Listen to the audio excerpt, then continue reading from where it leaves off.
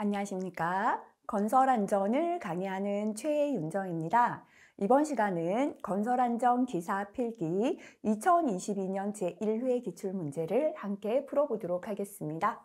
산업안전관리론 1번 문제부터 풀이하겠습니다. 자, 실기까지 중요한 별표 3개 문제입니다. 산업안전보건법령상 안전보건 표지 중에서 안내 표지에 해당되지 않는 것은 했습니다. 자, 금연은 담배를 피지 마시오라는 뭐뭐를 하지 마시오라는 금지 표지죠. 그죠? 그래서 아닌 거 1번이죠. 들것, 세안장치, 비상용 기구. 그 이외의 안내 표지는요. 녹십자 표지, 응급구호, 그 다음 비상구, 좌측 비상구, 우측 비상구까지 있었습니다. 실기 대비해서 종류 5가지 정도 암기하시면 좋겠습니다. 2번 역시 실기까지 중요한 내용입니다. 산업안전보건법령상 산업안전보건위원회에 관한 설명 중에서 틀린 것은 했습니다. 근로자위원과 사용자위원은 같은 수로 구성된다 또는 동수로 구성한다. 같은 말 그죠? 맞습니다. 산업안전보건위원회의 정기회의는 얼마마다 했죠? 2개월에 1회 했다. 그죠? 그 다음에 임시회의는 위원장이 필요하다고 인정할 때 했죠. 그래서 위원장이 필요하다고 인정할 때 소집하는 건 정기회의가 아니라 임시회의가 되겠죠. 2번 틀렸습니다. 안전보건 교육에 관한 사항은 산업안전보건위원회의 심의 의결을 거쳐야 한다.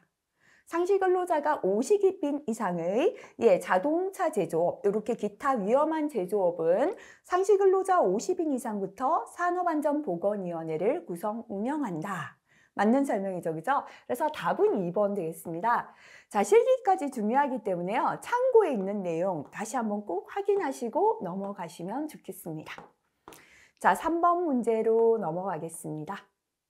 역시나 실기까지 중요합니다. 재원인 중 간접 원인이 아닌 것은, 다른 말로 하면요. 재해의 직접 원인을 찾으시오 하는 문제와 동일한 문제입니다.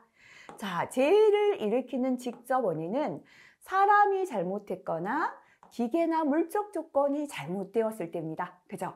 그래서 인적 원인 또는 불완전한 상태, 물적 원인 또는 인적 원인 또는 불완전한 행동, 물적 원인 또는 불완전한 상태, 요 2가지만 재해의 직접 원인이다 라고 했습니다. 자, 그러면 찾아보겠습니다. 간접 원인이 아닌 것, 직접 원인은 1번의 물적 원인이 답이 되겠습니다. 자, 4번 넘어가겠습니다. 네, 산업재해 통계 업무 처리 규정상 재해 통계 관련 용어로 괄호에 알맞은 것은, 자, 요거는 파란색 별표 하나 더 붙일게요. 지금까지 잘 나오지 않았습니다. 괄호는 근로복지공단의 유족급여가 지급된 사망자 및 사망자 포함해서 근로복지공단에 최초로 요양신청서를 제출해 재해자 중에 요양 승인을 받은 자, 재해자, 다친 사람 중에서 요양 승인을 받은 자로 통상의 출퇴근으로 발생한 재해는 제외한다. 출퇴근으로 발생한 재해는 우리가 재해자 수에서 제외시키죠. 그래서 이게 사망자나 재해자 중에서 요양 승인을 받았다라는 건 근로복지공단에서 재해로 인정했다라고 볼 수 있겠습니다. 자, 그래서 괄호에 알맞은 용어 바로 재해자 수가 되겠습니다. 자, 파란색 체크하시고 다시 봐주시면 좋겠습니다. 자, 해설의 내용 꼭 한번 읽어보고 지나가시고요. 6번 넘어갈게요. 시몬지의 재해손실비의 평가 방식 중에서 보험 코스트의 산정 항목에 해당하지 않는 것은 있습니다. 자, 시몬지의 총재 코스트, 총재 비용은 보험 코스트 더하기 비보험 코스트입니다. 자, 보험 코스트라는 건 산재 보험료를 뜻하고요. 비보험 코스트는 산재 보험에서 지급되지 않는 기타 손실 비용을 뜻했습니다. 그래서 휴업상해, 통원상해, 구급조치상해, 무상해 사고가 비보험 코스트에 해당되었죠. 자, 그럼 문제에서는요. 보험 코스트의 산정 항목에 해당하지 않는 것 됐습니다. 자, 우리 뭐 있었죠? 비보험 코스트가 아닌 것. 다시 말하면 보험 코스트를 골라라 라는 겁니다. 그죠? 사망, 통원상해, 응급조치, 무상해 사고 이렇게 세 가지는 금방 봤죠. 비보험 코스트에 해당되었습니다. 자, 그러면 아닌 거 보험 코스트는 1번이 답이 되겠습니다. 자, 그 다음 6번 넘어가겠습니다. 산업안전보건법령상 용어와 뜻이 바르게 연결된 것은 했습니다. 자, 괄호란 근로자의 과반수를 대표하는 자를 말한다. 근로자의 과반수를 대표하는 자는 사업주 대표가 아니라 누가 되겠습니까? 그렇죠. 근로자 대표란 근로자의 과반수로 조직된 노동조합이 있는 경우에는 그 노동조합을, 근로자의 과반수로 조직된 노동조합이 없는 경우에는 근로자의 과반수를 대표하는 자를 말한다. 1번 틀렸다, 그죠? 2번 넘어가겠습니다. 도급 괄호란 건설공사 발주자를 포함하여 물건의 제조, 건설, 수리 또는 서비스의 제공, 그 밖에 업무를 도급하는 사업주를 말한다. 그죠? 자, 요거 뭐라고 해야 될까요? 그죠? 도급인이란 물건의 제조, 건설, 수리 또는 서비스의 제공, 그 밖에 업무를 도급하는 사업주를 말한다 해놨는데요. 요거 주의하셔야 되죠. 다만 건설공사 발주자는 도급인에서 제외됩니다. 근데 문제에서는 뭐라고 했는가 하면요. 건설공사 발주자를 포함한다라는 부분이 잘못되었죠. 이것도 주의하셔야겠죠. 3번에 안전보건평가란 산업재해를 예방하기 위하여 잠재적 위험성을 발견하고 그 개선 대책을 수립할 목적으로 조사, 평가하는 것을 말한다. 그죠? 요거는 안전보건평가가 아니라 이렇게 산업재해를 예방하기 위하여 잠재적 위험성을 발견, 숨어있는 위험을 발견하고 개선 대책을 수립할 목적으로 조사, 평가하는 걸 안전보건 진단이다 라고 합니다. 그래서 앞부분도 안전보건 평가 틀렸죠, 그죠? 진단이 되어야 맞습니다. 자, 4번 보겠습니다. 산업재해란 노무를 제공하는 사람이, 그죠? 이렇게 근로자가 아니고요. 노무를 제공하는 사람으로 법규 바뀌었죠. 업무에 관계되는 건설물, 설비, 원재료, 가스, 증기, 분진에 의하거나 작업이나 또는 그 밖의 업무로 인하여 사망하거나 부상하거나 질병에 걸리는 것을 말한다. 올바르게 된 설명 4번이죠. 자, 근데 이것도 약간 혼돈되게 함정 있게 내었기 때문에요. 파란색 별표 하시고 다시 한번 체크하시면 좋겠습니다. 자, 7번 넘어가겠습니다. 네, 빨간색 별표로 수정하겠습니다.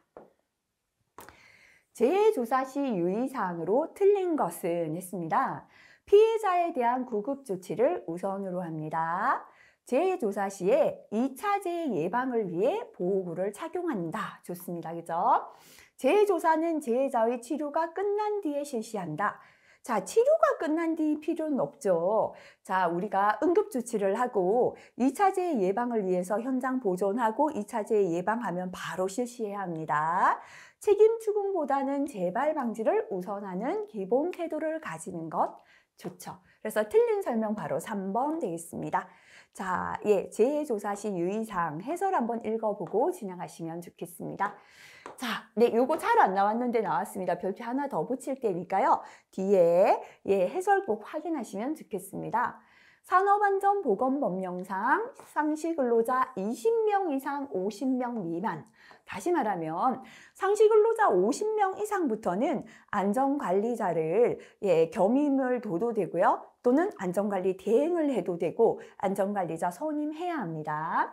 그렇지만 안전관리자 선임 대상은 아닌데 20명 이상 50명 미만 중에서 위험한 업종은 안전과 보건을 관리하는 담당자를 선임하도록 법이 바뀌었죠. 자, 안전보건 관리 담당자를 선임해야 하는 업종이 아닌 것은 했습니다. 안전관리자, 보건관리자가 선임되지 않은 사업장으로 합니다. 자, 그럼 외워볼게요. 상시근로자 20명 이상 50명 미만에서 안전보건관리 담당자를 선임해야 하는 사업. 그죠? 우리가 암기할 때 재임용하자라고 했죠. 제조업, 임업 해당됩니다. 합폐수, 분뇨, 폐기하고 그랬죠. 그죠? 하수, 폐수, 분뇨 처리업, 폐기물 수지 분반 처리 및 요까지 달아서 합폐수 분뇨 폐기하고 원료 재생하여까지 꺼서요. 하수 폐수 분뇨 처리업, 폐기물 수집 운반 처리 및 원료 재생업. 자, 그 다음에 환경정화 보건 담당자 그랬습니다. 환경정화 및 보건업 들어가죠. 담당자는 안전보건관리 담당자를 뜻했습니다. 자, 그러면 아닌 거 뭡니까? 제2 할 때 제조업 임업 맞고요. 예, 환경정화 보건 담당자 맞는데 건설업 해당 안 되죠, 그죠? 그래서 답은 바로 3번이 되겠습니다. 별표 3개 붙였는데요. 파란색 한 개 할게요. 시험에 나올 듯한데 지금까지 출제 잘 안 되었는데요. 자, 이제부터 또 실기도 출제될 수 있겠죠. 그래서 기억하시면 좋겠습니다. 9번 문제 넘어갑니다. 건설기술진흥법령상 안전관리 계획을 수립해야 하는 건설공사에 해당하지 않는 것은 했습니다. 자, 15층 건축물의 리모델링, 지하 15m를 골착하는 건설공사, 항타기 항발기가 사용되는 건설공사. 자, 비계는요, 항상 높이 얼마부터? 31m가 넘을 때부터 위험한 기준 들어갑니다. 그래서 높이가 31m를 초과하는 비계를 사용하는 건설공사에 해당되었죠. 자, 그래서 현재 해당되지 않는 거 답은 4번 되겠습니다. 자, 그래서 다음 각호의 가설 구조물을 사용하는 건설공사. 자, 비계는요, 높이가 31m 이상인 비계, 작업 발판 일체형 거푸집, 높이가 5m 이상 되는 거푸집 동바리, 터널 지보공 또는 높이가 2m 이상 되는 흙막이 지보공, 동력을 사용하여 움직이는 가설 구조물 들어갔습니다. 그래서 나머지 이것도 한번 살펴볼까요? 자, 다음에 해당하는 건설기계 포함됩니다. 자, 천공기. 그죠? 땅에 구멍 뚫는 천공기는요, 높이가 10m 이상인 것 해당되죠. 항타기 항발기, 타워 크레인 들어갔습니다. 자, 그 다음에 다음 항목의 리모델링 해체공사. 리모델링이나 해체공사는 10층 이상인 건축물의 리모델링 해체공사 들어가고요. 주택법에 따른 수직 증축형 리모델링 들어갑니다. 그죠? 자, 나머지 내용들, 그죠? 한번 꼭 확인하시고 지나가시면 좋겠습니다. 10번 넘어가겠습니다. 실기까지 중요합니다. 다음 제에서 기인물과 가해물로 오른 것은 했습니다. 공구와 자재가 바닥에 어지럽게 널려 있는 작업 통로를 작업자가 보행 중 공구에 걸려 넘어서 통로 바닥에 머리를 부딪혔다. 자, 넘어진 원인이 뭐냐면 공구에 걸렸죠. 공구가 원인이죠, 그죠? 그래서 제1원인이 된 물체, 기인물은 바로 공구가 되겠습니다. 바닥에 머리를 부딪혔어요. 가해물은 직접 접촉해서 해를 일으킨 부분이라 그랬죠. 바닥에 머리를 다쳤기 때문에 가해물은 바닥 되겠죠. 그래서 답은 바로 3번 되겠습니다. 자, 11번 실기까지 중요합니다. 보호구 안전인증 고시사항, 안전인증을 받은 보호구의 표시사항이 아닌 것. 그죠? 자, 우리 다시 한번 체크하도록 할게요. 안전인증 표시사항이죠. 자, 일단은 기계에 대한 두 가지, 그죠? 형식이나 모델명, 보호구죠. 자, 형식이나 모델이 어떻고 사이즈, 그죠? 규격이나 등급 들어갑니다. 제조에 대한 두 가지입니다. 제조자명, 제조번호나 제조연월까지 들어가죠. 그 다음에 인증받은 안전인증 번호 들어갑니다. 그죠? 자, 이게 만약에 자율안전 확인이라면 동일하죠. 형식, 모델명, 규격, 등급, 제조자명, 제조번호 및 제조연월 동일하고요. 번호가 자율안전 확인 번호로 바뀌면 되겠죠. 자, 안전검사까지 꼭 다시 한번 체크하시기 바라고요. 답을 한번 찾아보도록 하겠습니다. 자, 안전인증 받은 보호구 표시사항이 아닌 거, 제조자명, 안전인증 번호, 규격이나 등급은 맞는데요. 사용 유효 기간은 해당되지 않죠. 자, 그 다음 넘어가겠습니다. 12번 실기까지 중요합니다. 위험예지 훈련 진행 방법 중에서 대책 수립에 해당하는 단계는 자, 위험 예지는 위험을 미리 알아보는 훈련이죠. 그래서 1단계는 현상 파악, 주변을 파악합니다. 2단계는 사고 요인 조사, 이게 본질이다 그랬죠. 또는 본질 추구입니다. 사고 요인을 찾았기 때문에 3단계 대책 수립, 4단계는 행동 목표 설정 또는 합의 요약 단계가 되겠죠. 대책 수립은 바로 3단계에 해당됩니다. 자, 그 다음에 실기까지 중요합니다. 산업안전보건법령상 안전보건관리 규정을 작성해야 할 사업의 종류를 모두 고른 것은 했습니다. 자, 상시근로자 300명 이상의 사업이다 라고 했습니다. 자, 우리가 300명 이상은요, 덜 위험한 업종이죠. 농업이나 그 다음에 컴퓨터 관련 업종, 컴퓨터 하고요. 그 다음에 금융, 그죠? 금융 쪽. 그 다음에 기타 서비스업이 해당된다라고 했죠. 그죠? 자, 그래서 농업, 정보 서비스, 금융입니다. 금융 및 보험업, 사회복지 서비스업은 맞는데요. 이거 주의하셔야 됩니다. 과학 및 기술 개발, 기술 연구 개발업이 아니라 자, 네, 전문 과학 및 기술 서비스업이 맞죠. 그죠? 연구 개발업은 제외한다라고 되어 있죠. 그래서 이것도 별표 3개지만요. 틀리기가 쉽죠. 그래서 답은요, 현재 기역, 니은, 디귿, 리을까지 해당됩니다. 2번, 3번 되겠네요. 파란색 별표 하나 붙이겠습니다. 다시 한번 체크하시기 바라겠습니다. 자, 그 다음에 네, 이렇게 위험이 덜한 업종은 상시근로자 300명 이상부터 네, 안전보건관리 규정 작성하고요. 그 이외에는 상시근로자 100명 이상부터 작성한다. 다시 한번 확인하시면 좋겠습니다. 자, 역시나 실기까지 중요한 내용입니다. 산업안전보건법령상 중대재해 범위에 해당하지 않는 것은 자, 사망자는 1명이죠. 그죠? 사망자가 1명 발생한 재해, 부상자는 동시 10명 이상 발생한 재해, 2개월이 아니라 몇 개월, 3개월 이상의 요양이 필요한 부상자가 어떻게 해요? 동시 2명. 요건 좋은데 요 개월이 틀렸네요. 부상자나 직업성 질병자가 동시에 10명 이상 발생. 4번도 맞죠. 그죠? 그래서 틀린 거 3번 되겠습니다. 실기까지 중요합니다. 1000명 이상의 대규모 사업장에서 가장 적합한 안전관리 조직의 형태는 했습니다. 자, 우리가 100명 이하 소규모 사업장을 라인형 또는 집계형이 적합하죠. 100에서 1000명 사이의 중규모 사업장은 스태프형 또는 참모형이죠. 1000명 이상의 대규모 사업장은 라인 스태프형 또는 혼합형이 적합합니다. 정답은 4번 되겠습니다. 자, 그 다음 16번 넘어가겠습니다. A 사업장의 현황이 다음과 같을 때 A 사업장의 강도율을 계산하라. 자, 일단 우리가 강도율의 공식부터 한번 적어볼까요? 강도율은요, 밑에는 뭡니까? 네, 총근로시간수분의 총근로시간수분의 위에는요, 제의 강하기는 일을 못하고 쉬는 근로 손실 일수이다 라고 했습니다. 근데 요 근로 손실 일수 앞에요, 총 요양 근로 손실 일수 규정에 이렇게 되어 있어요. 그래서 요거는 총 요양 근로 손실 일수나 근로 손실 일수구나 똑같은 것이다 이렇게 그냥 기억하셔도 괜찮습니다. 곱하기 1000이 우리 공식이었습니다. 그죠? 자, 그러면 총 근로 시간수 계산하겠습니다.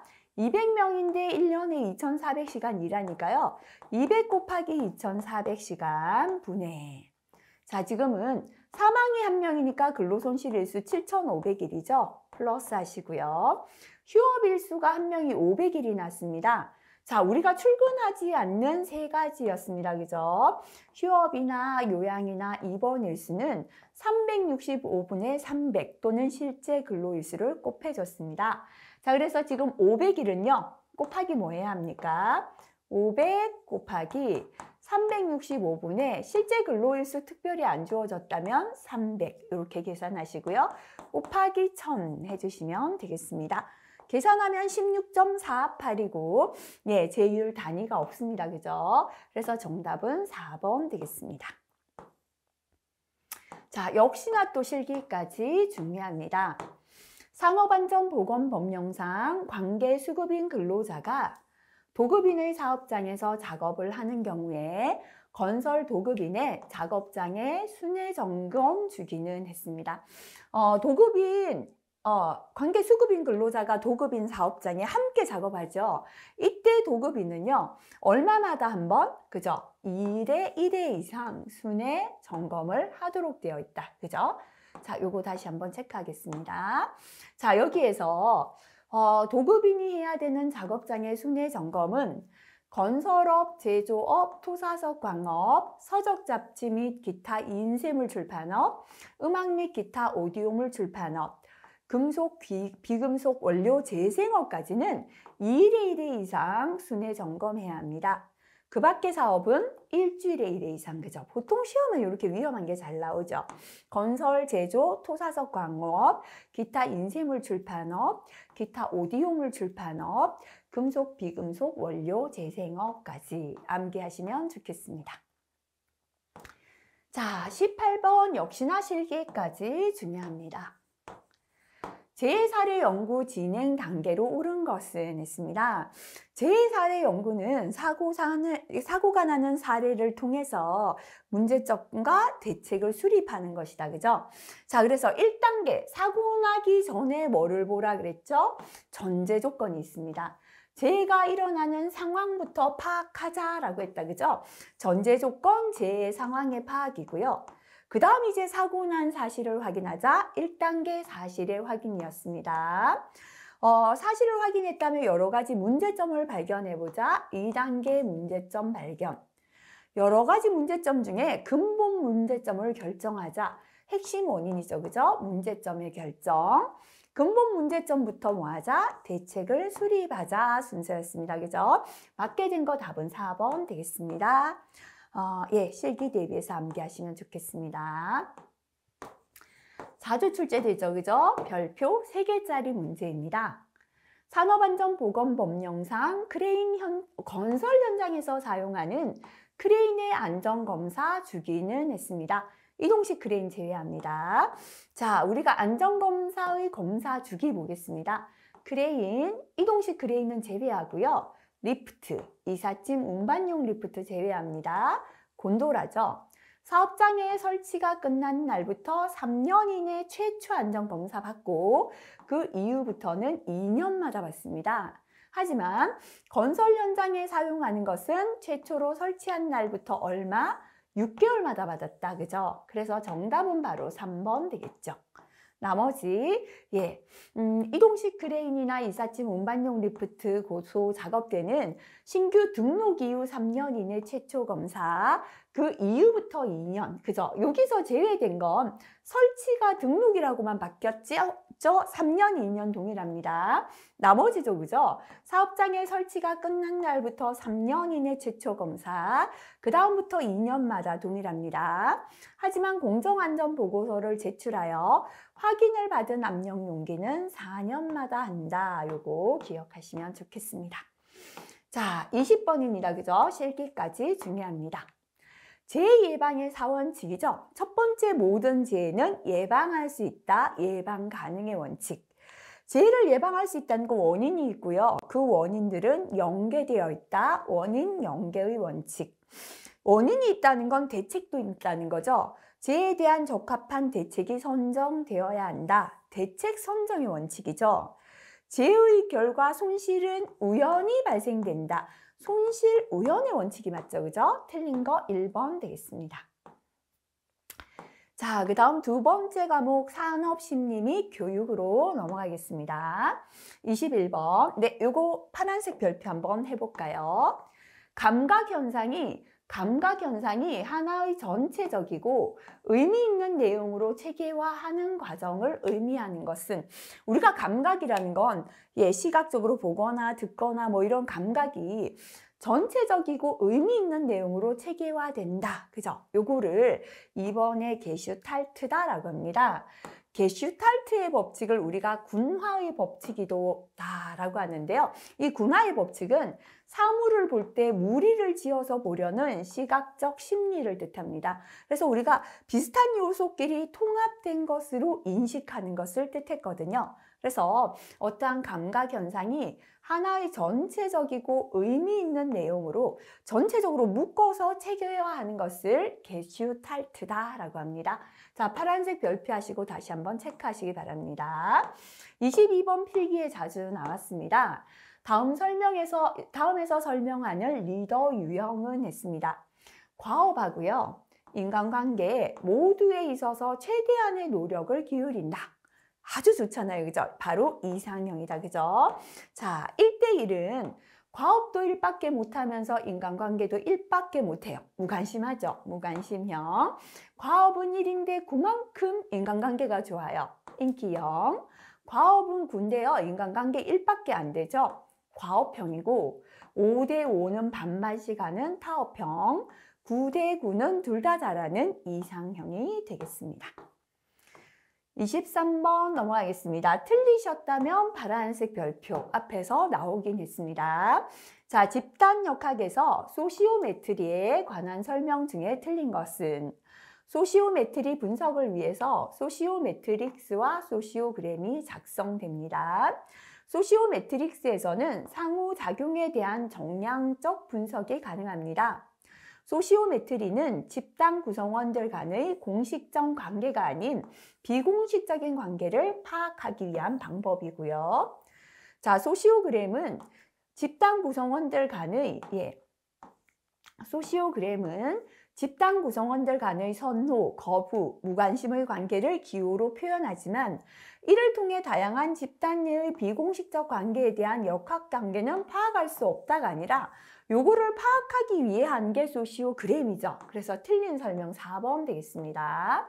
자, 참고해서 소시오그램 한번 볼게요. 측정 테스트로 얻은 결과를 도식이나 그림으로 나타내는데요. 집단 내 인간관계나 집단 구조를 직관적으로 파악하기 위해 합니다. 자, 그래서 집단의 구조 분석을 위하여 이용된 게 소시오그램이죠. 누가 어떤 선택하는지, 집단 속에서 누가 어떤 위치에 있는지 이러한 구조를 분석하고요. 비공식적 관계에 대한 역학관계를 파악할 수 있는 게 소시오그램이 되겠습니다. 24번 넘어가는데요. 지금까지 한글로 나오다가 이게 영어로 나왔죠. 틀리셨다면 파란색 별표 할게요. 생체 리듬에는 우리 세 가지가 있죠. 그죠? 첫 번째는 육체적 리듬 P인데요. P가 피지컬 리듬 할 때 P죠. 그죠? 육체적인 거죠. 자, 그 다음에 감성적 리듬 S가 있다. 그죠? 센서티비티 할 때 이게 S. 감성적인 거죠. 그죠? 그 다음에 지성적 리듬 I가 있는데요. intellectual 할 때 이게 지성적 리듬. 그래서 육체적 P, 감성적 S, 지성적 I 이렇게 세 가지 리듬 있었습니다. 아닌 거 답은 1번 되겠습니다. 25번 넘어가겠습니다. 필기에 자주 출제됩니다. 사회행동의 기본 행태에 해당하지 않는 것은 사회행동이라는 건요, 인간이 무리를 지어서 사회를 이루기 때문에 나타나는 행동입니다. 집단의 행동 양식이죠. 그죠? 때로는 집단이 협력하고 대립할 때도 있고 사회에 속하지 못하고 도피할 수도 있죠. 근데 모방이다라는 건 사회행동이 아니라 뭐죠? 인간의 개인 행동 성향을 뜻했습니다. 그래서 답은 3번 되겠습니다. 자, 26번 자주 출제됩니다. OJT죠. On the Job Training. 그래서 업무와 관련된 훈련을 하는 것이었습니다. 특징이 아닌 것은 효과가 곧 업무에 나타납니다. 직장의 실정에 맞는 실체적 훈련이죠. 다수의 근로자에게 조직적 훈련이 되는 건 OJT가 아니라 외부 강사를 초청해서 하는 OFJT의 특징이죠. 이게 틀렸고요. 교육을 통한 훈련 효과에 의해 상호 신뢰 이해도가 높아진다. 업무를 교육하기 때문에 이해할 때까지 교육해야 된다. 그랬죠. 그죠? 그래서 틀린 설명 3번 되겠습니다. 27번 틀리셨다면 파란색 별표하겠습니다. 어떤 과업을 성취할 수 있는 자신의 능력에 대한 스스로의 믿음은, 그죠? 나는 이걸 해낼 수 있을 것이다 라는 스스로에 대한 믿음을 자기 효능감이다 라고 합니다. 자, 이건 기억해 주시기 바라고요. 28번 넘어가겠습니다.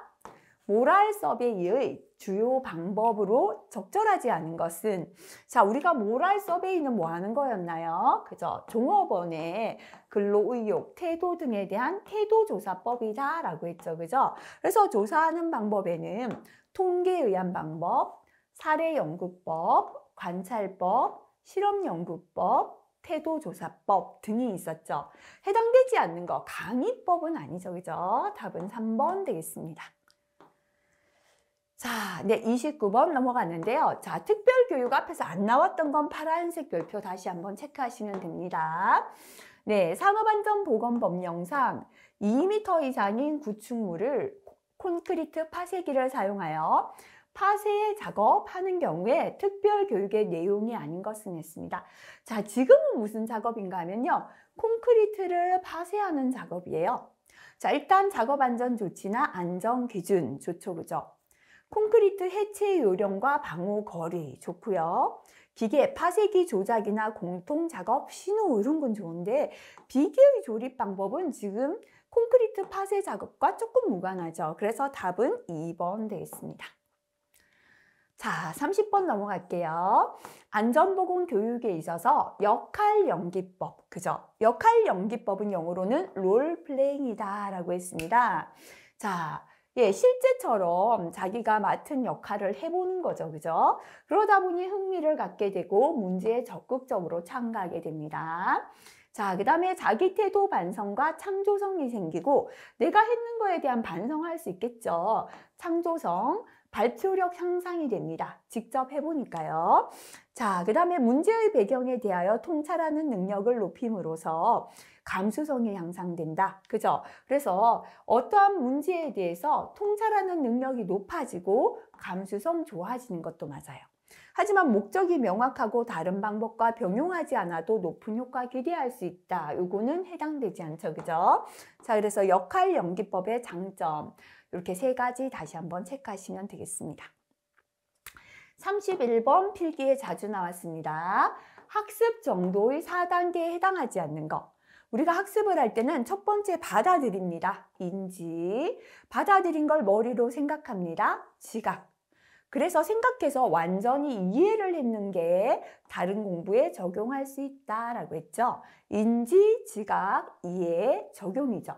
해당되지 않는 거 답은 1번 되겠습니다. 자, 32번 넘어갑니다.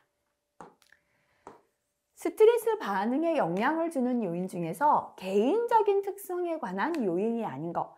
우리가 스트레스를 받는데 개인적인 게 아닌 거예요. 심리 상태는 개인적인 거죠. 개인의 능력, 신체적인 조건은 개인적인 것인데 작업 시간은 업무로 인한 거잖아요. 그래서 요거는 업무적인 특성이 되겠죠. 답은 4번입니다.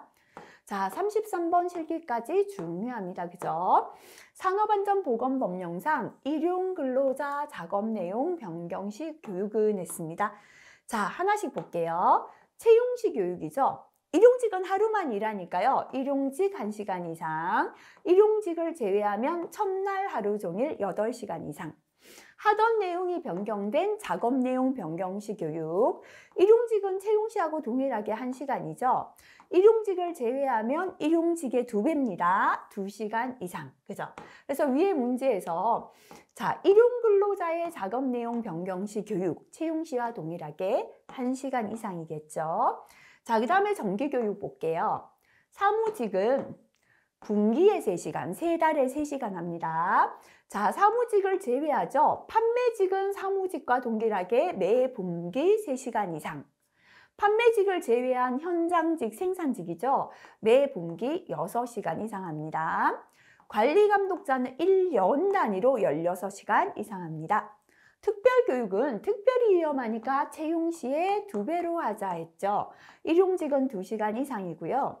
일용직을 제외하면 16시간 이상 받았습니다. 자, 일용직인데 타워 크레인 신호작업 종사자는 하루 종일 8시간 이상 받았죠.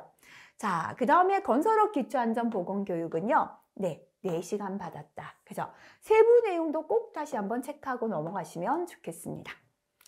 34번 보겠습니다. 네, 이것도 틀리셨다면 파란색 별표, 본인 틀린 내용 다시 체크하세요. 자주 출제가 되진 않았습니다. 교육 심리학의 연구 방법 중에서 인간의 내면에서 일어나고 있는 심리적 사고에 대하여 사물을 이용하여 인간의 성격을 알아봅니다.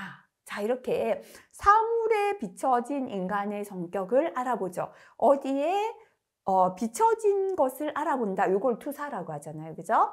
인간의 내면에서 일어나고 있는 심리적 사고에 대하여 사물을 이용하여 성격을 알아보는 걸 투사법이다라고 합니다. 자, 이건 빨간색 별표 말고 파란색에서 다시 체크하시면 좋겠습니다. 35번 넘어가겠습니다. 안전교육의 3단계 중에서 작업 방법, 취급 및 조작 행위를 몸으로 숙달시킨다. 그죠? 직접 해보는 거기 때문에요. 요거는 안전기능교육. 답은 2번 돼 있습니다. 자, 36번 넘어갑니다. 한 번씩 나왔는데요. 본인이 틀리셨다면 파란색 별표. 굉장히 자주 나오진 않았죠. 호손 연구, 그죠? 호손 공장에서 한 연구인데요. 여러 가지 작업 조건을 다 좋게 해봤지만 능률이 꾸준히 향상되진 않았는데요. 어떤 거? 심리적인 환경이죠. 근로자의 의사소통이나 인간관계를 좋게 하니까 작업 능률이 꾸준히 향상되었다라는 실험이었습니다. 설명으로 옳은 것은 했다, 그죠? 물리적 작업 환경보다 근로자들의 의사소통 등 인간관계가 더 중요하다는 것을 알아냈다. 정답은 바로 4번이 되겠습니다. 37번 넘어가겠습니다. 지름길을 사용하여 대상물을 판단할 때 발생하는 지각의 오류가 아닌 것은 했습니다. 자, 우리가 지름길을 사용하여 판단한다. 이거는 빠르게 판단하죠. 너무 빠르게 판단하다 보니까 생기는 오류입니다. 후광 효과다. 그죠? 어떤 사람이 가지고 있는 두드러진 특성이 그 사람의 다른 특성을 평가하는 데 전방적인 영향을 미쳐요. 그 사람이 뭐 후광이 어떻다, 후광이 비친다 이런 말 하죠. 그죠? 두드러진 특성으로 사람을 평가하는 걸 뜻하고요. 자, 그 다음에 최근 효과죠. 최근에 제공된 정보에 더 큰 비중을 두는 거고요. 초두 효과죠. 여러 개의 정보가 제시되었을 때 처음에 제시된 정보를 가장 잘 기억하는 에러를 뜻해요. 그래서 이렇게 세 가지, 그죠? 자, 그래서 지름길을 사용하여 빠르게 판단하다 보니까 생기는 지각 오류가 아닌 거. 후광 효과, 최근 효과, 초두 효과 맞고요. 틀린 거 결론 효과. 이것도 틀리셨다면 파란색 별표, 파란색으로 바꾸시고요. 다시 한번 체크하시면 되겠습니다. 자, 38번 넘어갑니다. 네, 다음은 무엇에 대한 설명인가요? 다른 사람으로부터 판단이나 행동을 무비판적으로 받아들인다. 이렇게 비판하지 않고 그냥 받아들이는 걸 우리가 암시다라고 했죠. 그죠? 자, 투사라는 건 자신의 잘못을 남의 탓으로 돌리는 책임 전가였습니다. 모방은 남의 행동이나 판단에 가까운 행동을 하는 거죠. 암시는 다른 사람으로부터의 판단이나 행동을 무비판적으로 받아들이는 것이고요. 동의라는 다른 사람 가운데서 자기와 비슷한 점을 발견하는 것을 뜻했습니다. 자, 그 다음 39번 넘어갑니다. 산업안전 심리의 5대 요소입니다. 그죠? 자, 그 일을 하게 된 동기, 그 일을 할 때의 감정하고요. 그 사람이 갖고 있는 습성이나 습관이나 기질, 이렇게 5가지가 안전한 심리를 결정하는 5대 요소다라고 했죠. 아닌 거 답은 4번 되겠습니다. 40번 문제 넘어가겠습니다.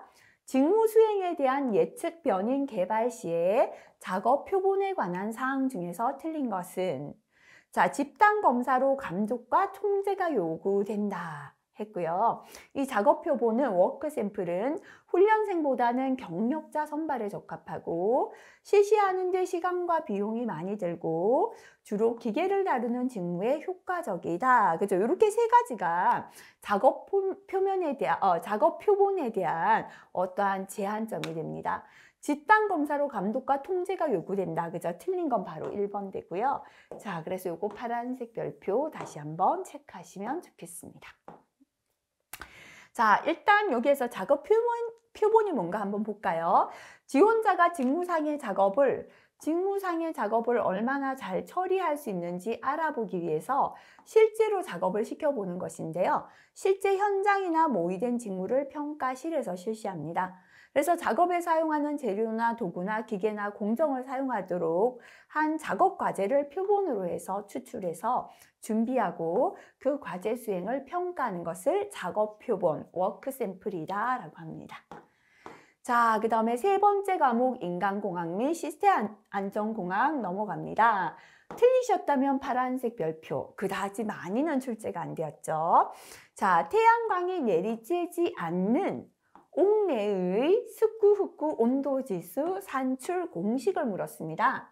자, 옥외 또는 태양광선이 내리쬐는 장소는 WBGT는 0.7 곱하기 NWB 자연습구 온도 플러스 0.2 곱하기 GT 흑구 온도 0.1 곱하기 DT 공구 온도가 됩니다. 그래서 공구 온도까지 들어가는 건 태양이 내리쬐는 옥외가 됩니다.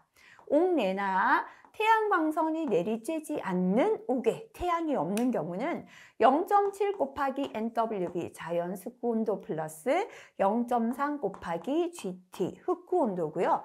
태양이 없을 때는 DT 공구 온도 없어진다. 이렇게 구분해서 기억하시면 되겠습니다. 현재 위에서는 내리쬐지 않는 옥내니까요. 뭐가 없어져야 돼요? DT 공구 온도 없어져야 합니다. 그죠? 그래서 0.7 곱하기 자연습구 온도 플러스 0.3 곱하기 흑구 온도 답은 2번 되겠습니다.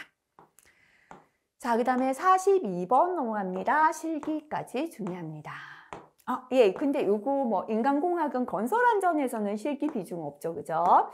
부품 배치의 원칙 중에서 기능적으로 관련된 부품은 모아서 배치한다. 그죠? 자, 이게 기능별 배치의 원칙이었죠. 중요성의 원칙은 중요한 정도에 따라 우선순위 결정. 중요한 것부터 먼저 배치하는 거죠. 사용 빈도의 원칙은 자주 사용하는 것부터 배치합니다. 기능별 배치의 원칙은 기능적으로 관련된 부품을 모아서 배치하고요.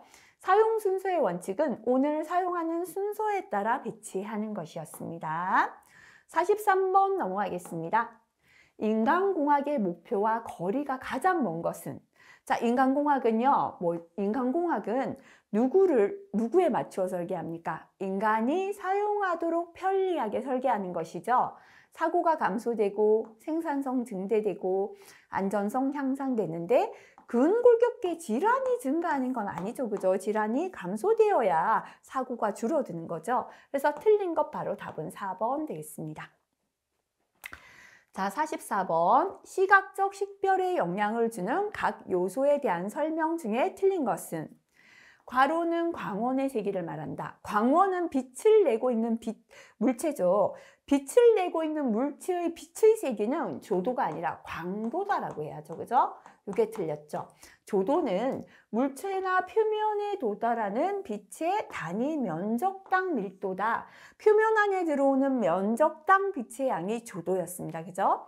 희도는 단위 면적당 표면에서 반사나 방출되는 광량입니다. 반사율은 물체의 표면에 도달하는 조도와 광도의 비가 되고요. 광도 대비란 표적의 광도와 배경의 광도의 차이를 말한다. 그죠? 틀린 거 1번 되겠습니다. 45번 넘어가겠습니다. 파란색 별표 한번 해볼게요. 이렇게는 잘 안 출제가 되었죠. A사의 안전관리자는 자사 화학설비의 안전성 평가를 실시하고 있습니다. 그중 제2단계 정성적 평가를 진행하기 위하여 평가 항목을 설계단계 대상과 운전관계 대상으로 분류했을 때 설계관계 항목이 아닌 것은? 자, 정성적 평가의 대상을 설계관계 항목과 운전관계 항목으로 구분했습니다. 자, 일단 운전 볼게요. 이거는 우리가 설비를 운전하는 거죠. 운전을 하려고 하면 재료나 중간체나 제품이 나오겠죠. 그죠? 운전하는 공정, 그 다음에 수송이나 저장, 공정기기가 운전관계 항목이고요. 처음에 설계할 때 관계되는 항목은 입지 조건이 어떻다는 걸 알아야 설계하죠. 공장 내 배치, 건조물은 건축물 뜻하고요. 소방용 설비 같은 게 설계관계 항목입니다. 설계관계 항목이 아닌 거 그죠? 건조물, 입지 조건, 공장 내 배치는 설계관계 항목이죠. 원재료 중간 제품은 운전관계 항목이죠. 그죠? 답은 4번 되겠습니다. 자, 46번 양립성의 종류가 아닌 것은 그죠? 자, 양립성은요. 자, 일단 우리가 따뜻한 물은 빨간 버튼, 파란 버튼은 냉수 이렇게 머릿속에 있는 개념적인 양립성. 자, 표시장치나 조종장치가 같은 공간에 배치해야 된다는 형태나 공간적 배치의 양립성이 공간적 양립성. 운동 방향이 일치해야 합니다. 그죠? 우리가 핸들을 오른쪽 돌리면 바퀴도 오른쪽 운동해야 합니다. 표시장치나 조종장치 운동 방향의 양립성이 운동의 양립성이고요. 자, 그 다음에는 자극과 응답하는 양식의 양립성. 이게 양식 양립성이었습니다. 해당되지 않는 거 답은 2번 되겠습니다. 자, 47번은 파란색 별표. 요거를 전개하실 수 있으시면 하시고요. 아니면 그냥 답만 보시기 바랍니다. A와 C가 병렬인데요. B와 D도 병렬인데 A, B, C, D의 신뢰도가 R로 동일합니다. 일단 요 두 개의 병렬의 식을 세우면 1-1-R 곱하기 1-R이 되죠. 자, 뒤에 거도 역시나 1-1-R, 네. 곱하기 1-R이 되겠죠. 요 두 개가 직렬로 연결됐으니까 곱해주면 됩니다. 이 식을 그냥 이렇게 풀어주시면 됩니다. 그죠? 근데 나는 뭐 이거는 수학의 기본이니까 하면 된다 하시는 분은 전개하셔서 답을 찾으시고요. 나는 수학을 안 한 지 너무 오래돼서 이거를 붙들고 있을 수가 없다 생각하시면 똑같은 답이 중복되니까 답을 체크하고 넘어가시는 게 좋을 것 같아요. 그래서 답은요. R제곱 곱하기 2-R의 제곱. 답은 3번 되겠습니다. 자, 해보실 분, 47, 2번, 그죠? 요거 잘못되었습니다. 요걸 2번으로 수정하겠습니다. 번호 잘못되었습니다. 자, 그 다음 넘어가겠습니다. 48번입니다. FTA에 사용되는 논리 게이트 중에서 입력과 반대되는 형상으로 출력되는 것은 자, 입력이 참이면 출력은 거짓, 입력이 거짓이면 출력은 참, 반대로 출력이 생기죠. 부정 게이트 1번이죠. 그죠? 자, 이런 기호가 부정 게이트 기호가 되겠습니다. 해설의 내용 한번 보고 지나가시면 좋겠습니다. 49번은 삼각형 문제였습니다. 모르시면 답만 체크하십시오. 계속해서 같은 문제 중복되고 있죠.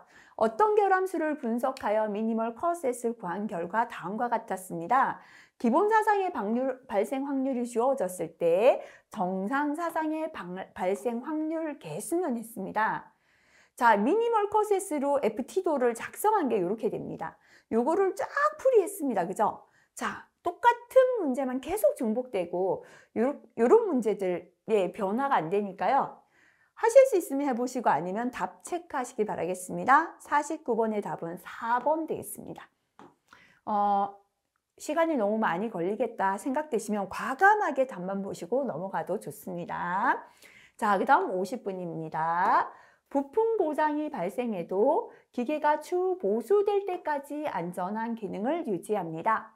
자, 우리가 fail safe에 세 가지 기능이 있었습니다. fail, 부품이 고장났죠. 패스, 그 다음 단계는요. 부품이 고장나면 기계는 정지하자. fail passive가 되겠습니다. fail, 고장났는데 active는 활동하다라는 거죠. 부품이 고장나면 고장났다라는 경보를 주고 짧은 시간 운전이 가능합니다. 세 번째 fail, 고장났는데요. operation, 자동 운전이 된다. 그죠? 부품에 고장이 있더라도 다음 정기 점검까지 운전이 가능한 체계죠. 자, 그래서 해당되지 않는 거 답은요. 네. 다음 보수까지 안전한 기능 유지한다. 바로 답은 fail operation 3번 되겠습니다. 자, 51번입니다. 반사경 없이 모든 방향으로 빛을 발하는 정광원에서 떨어진 거리가 3m 떨어진 곳의 조도가 300입니다. 2m 떨어진 곳에서 조도를 계산하라 라는 문제가 되겠습니다. 자, 일단 우리가 조도는요, 거리의 제곱분의 광도입니다. 3m에서 조도가 주어졌다, 그죠? 조도는 거리 제곱분의 광도인데요. 자, 조도가 주어지고 거리가 주어졌으니까 광도를 구할 수 있겠죠. 그래서 1 조도니까요. 대각선끼리 곱하면 서로 똑같죠. 1 곱하기 광도니까 광도는 조도 곱하기 거리의 제곱이 됩니다. 자, 조도가 300이고요. 떨어진 거리가 3이니까 3의 제곱이죠. 이걸 계산하면 2700이고요. 광도의 단위 칸델라가 됩니다. 근데 생각해보면 광도는 빛을 내는 광원이 내는 빛의 양은 일정해요. 조도라는 건 떨어진 거리에 따라 이 단면 면적 안에 들어오는 빛의 양은 달라질 수 있겠죠. 그죠? 그래서 광도는 일정하고 거리에 따라 조도는 달라집니다. 그래서 3m에서 조도가 300이다라는 걸 가지고 우리가 광도가 2700이다를 계산한 거죠. 자, 그러면 2m에서 조도를 계산하라. 자, 2m에서 조도는 그죠? 떨어진 거리가 2니까요. 2의 제곱분에 광도는 일정하니까 2700이 되겠죠. 계산하면 675 룩스가 답이 되겠습니다. 자, 52번 틀리셨다면 파란색 별표합니다. 통화 이해도 척도, 우리가 통화에서 이해를 얼마나 잘할 수 있는가 척도인데요.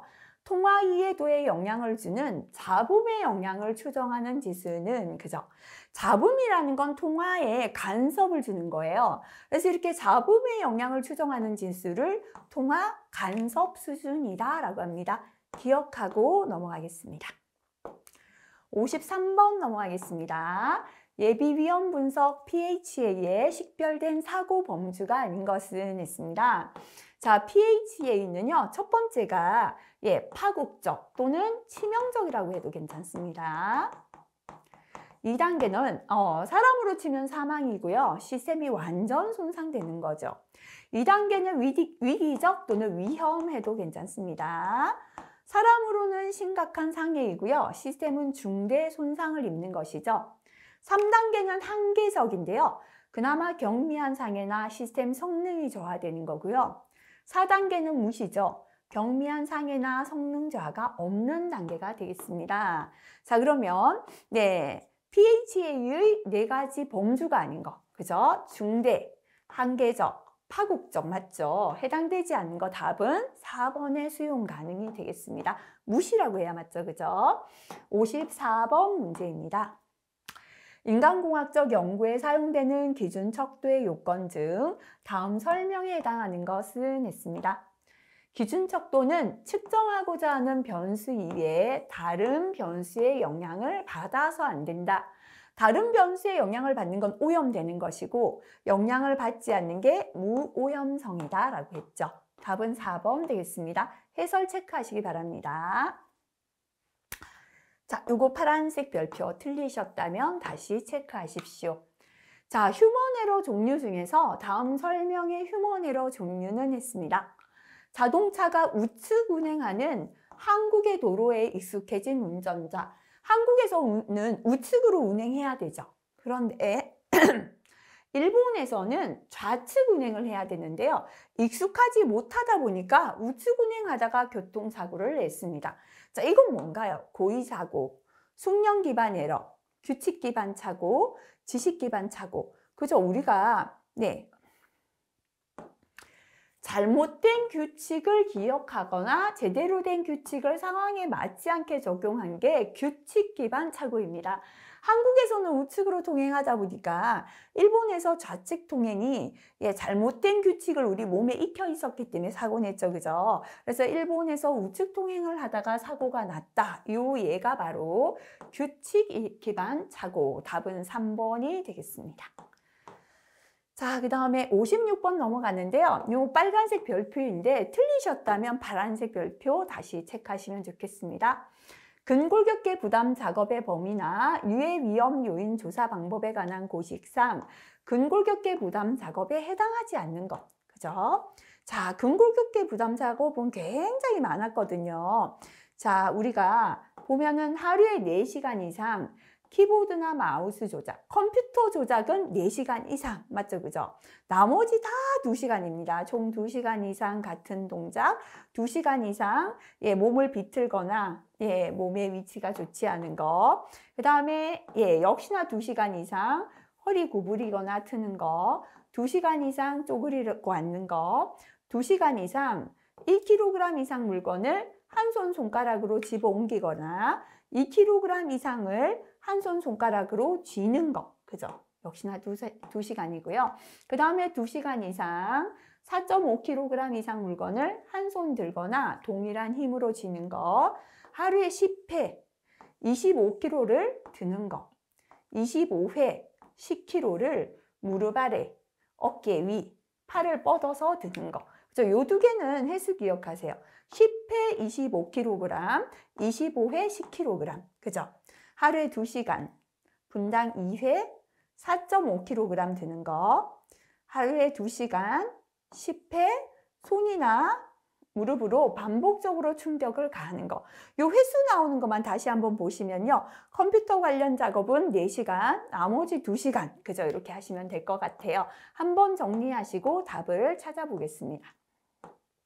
하루에 총 2시간 이상, 5회 이상 손이나 무릎을 사용하여 반복적으로 충격을 가하는 거. 아까 2시간 이상 몇 회였죠? 10회였죠. 그죠? 그래서 지금 틀린 건 바로 3번 답 되겠죠? 하루에 2시간 이상, 10회 이상 반복 충격을 가하는 작업이라고 해야 맞겠습니다. 조금 많지만 횟수 다시 한번 정리하시면 되겠습니다.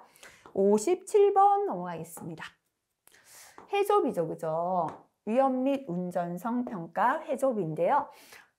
해좁의 장점이 아닌 거 틀리신 분 파란색 별표하세요. 학습 및 적용이 쉽다.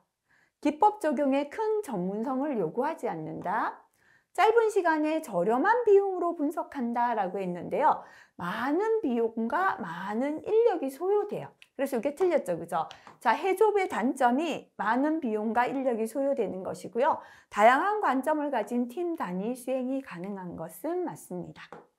자, 이거는 빨간색보다는 파란색 별표 다시 한번 체크하시는 게 좋을 것 같습니다. 58번 넘어가겠습니다. 네, 빨간색 별표입니다. 서브 시스템 분석에 사용된다. 이것만 봐도 나오죠. 서브 시스템 분석에 사용된 거 바로 FHA였습니다. 그죠? 시스템 수명 주기에서 기억에 들어갈 것은 했습니다. 그죠? 자, 그래서 정답은요. 바로 2번의 FHA가 답이 되겠습니다. 59번 넘어갈게요. 불례수의 관계식으로 틀린 것은 했습니다. 집합에서 A하고요. A하고 A반은 A가 아닌 나머지죠. A와 A가 아닌 나머지는 전체니까 1이 되겠습니다. A하고 B는 집합에서 A가 있고요. B가 있어요. A와 B는 다른 집합이죠.